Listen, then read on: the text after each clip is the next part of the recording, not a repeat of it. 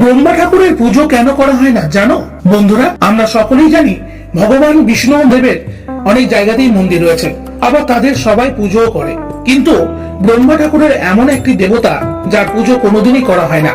কিন্তু কেন ব্রহ্মা ঠাকুরের পুজো করা হয় না জেনে নি আজকের শিব পুরাণ অফিসিয়াল শর্ট ভিডিও থেকে। পুরাণে কথিত আছে ব্রহ্মা ঠাকুর একবার তার পদ্ম ফুল হাতে নিয়ে অগ্নিযজ্ঞের জন্য ভালো একটি জায়গার সন্ধান করছিল। কিছু দূর যাওয়ার পর তার হাত থেকে তার পদ্ম ফুলটি পড়ে যায় এবং সে সিদ্ধান্ত নেয় সেই জায়গায় তার যজ্ঞ করবে।